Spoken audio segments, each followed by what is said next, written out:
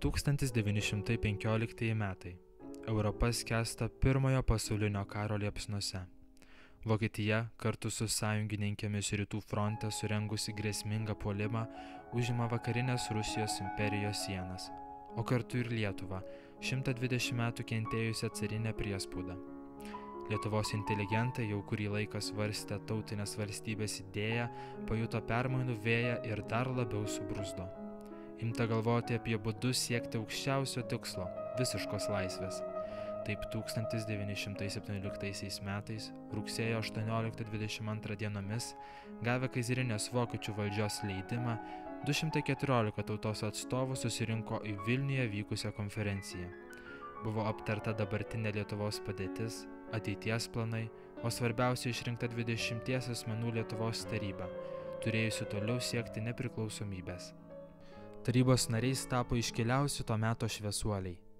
Leidėjas Saliamonas Banaitis, literatūros istorikas Mykolas Biržiška, daktaras Jonas Basanavičius, diplomatas teisininkas Kazys Bizauskas, teisininkas Pranas Dovydaitis, inžinierius Steponas Kairys, istorikas Petras Klimas, visuomenės veikėjas Donatas Malinauskas, kunigas Vladas Mironas, teisininkas Stanislovas Narutavičius, kunigas Alfonsas Petrulis, būsimasis prezidentas Antanas Smetona, ekonomistas Jonas Miglevičius, kunigas Justinas Taugaitis, agronomas būsimasis prezidentas Aleksandras Tulginskis, filosofas spaustuvininkas Jurgis Šaulys, prelatas Kazimieras Steponas Šaulys, teisininkas žurnalistas Jokūbas Šernas, finansininkas Jonas Vailokaitis bei teisininkas Jonas Vileišis.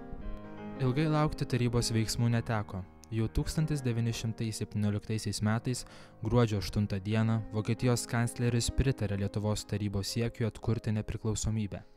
Deja, po poros dienų lietuvių delegacija susipažinusi su vokiečių iškeltomis sąlygomis nusivylė, o pačių lietuvių pataisos atmestos.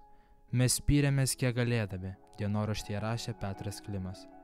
Tokiomis aplinkybėmis gruodžio 11 dieną, pirmininkaujant Antanui Smetonai, Lietuvos taryba paskelbė pranešimą, jog atkuriama Lietuvos valstybė su sostinė Vilniuje bei nutraukiami visi ryšiai su kitomis valstybėmis, tačiau pasižadama bendradarbiauti su Vokietija.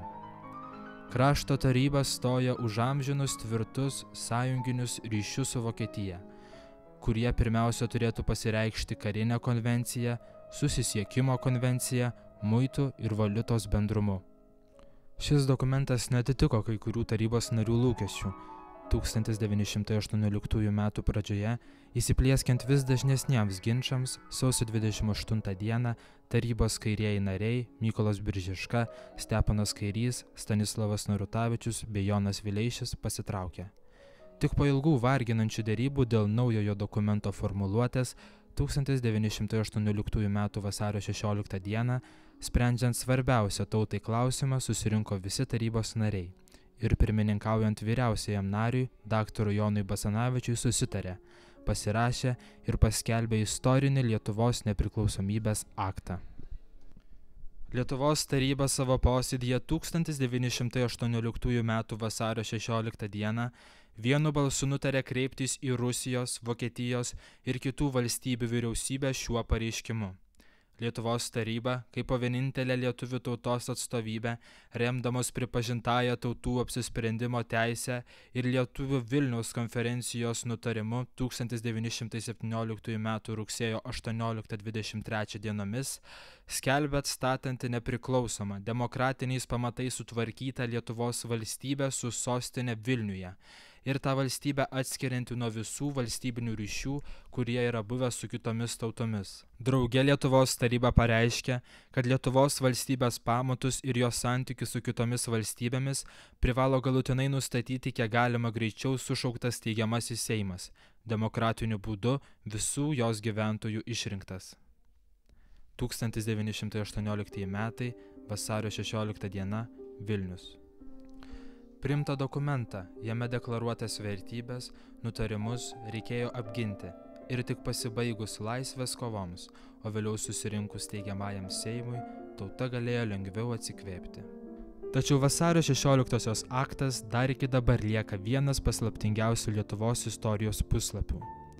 Neaiškus pačio dokumento likimas, jo buvimo vieta. Lietuvai lemtingą dieną tarybos nariai pasirašė 2 akto egzempliorius – originalą ir duplikatą. Amžininkai prisimena, jog originalą, kuris niekada nebuvo paviešintas, saugoti pavesta Jonui Basanavičiui, tačiau dokumento paieška tarp Tautosakos institute saugomų daktaro rankraščių nieko nedavė. Prieš 2000-uosius dar kartą blykstelėjo viltis rasti dokumentą. Manyta, jog Lietuvą okupavus Raudonajai armijai, signataras Jonas Vileišis jį paslėpė savo brolių rūmų palėpėje. Deja, tarp daugybės brangenybių svarbiausios nerasta. 2006 metais pasitelkus moderniasias technologijas vėl ieškota Tautosakos muziejuje, tačiau dar kartą teko nusivilti. Migloti ir pačių signatarų bei jų artimųjų prisiminimai. Atsirado hipotezė, jog aktą avilyje paslėpė Vlado Mirono draugas, o bitės jį tiesiog sukapojo. Toks pat neaiškus ir duplikato likimas, kurio pėdsakai dingsta lemtingais 1940 metais. Su šiuo Lietuvai skaudžiu laikotarpiu reikėtų sieti ir vieną įtikinamiausių akto likimo teorijų. Tik Sovietų Sąjungoje okupavus šalį, visi svarbiausi Lietuvos dokumentai, o kartu ir vasario 16 dienos aktas buvo išvežti į Rusijos gilumą, į Maskvoje esančius slaptuosius KGB archyvus. Taip vilties atskleisti šią istorinę mįslę lieka dar mažiau, o kaip atrodė, koks buvo pats dokumentas, lieka spėlioti. Galima teigti tik vieną. Vasario 16 dienos nepriklausomybės aktas – tai moderniosios tautos pareiškimas, kuriame deklaruotomis nuostatomis lietuvių tauta rėmėsi sunkiausiais laikais. Aktas tapo vienas iš esminių lietuvių tautos pasipriešinimo raudonajam terorui pamatų. Juo rėmėsi pokario kovotojai, partizanai, priimdami Lietuvos laisvės kovotojų sąjūdžio deklaraciją 1949 metais. Dokumentas svarbus ir 20-ojo amžiaus 7-8 mečio rezistentų grupelėms, bei jo neįsivaizduojamas ir nepriklausomybės atkūrimas 1990 m. kovo 11 dieną. O kiekvienas Lietuvą mylintis pilietis šią iškilią vasario 16 dieną turėtų suprasti kaip visos tautos gimimo dieną, kuomet buvo atverstas naujas, laisvės vilčių pasiaukojimo kupinas Lietuvos istorijos puslapis.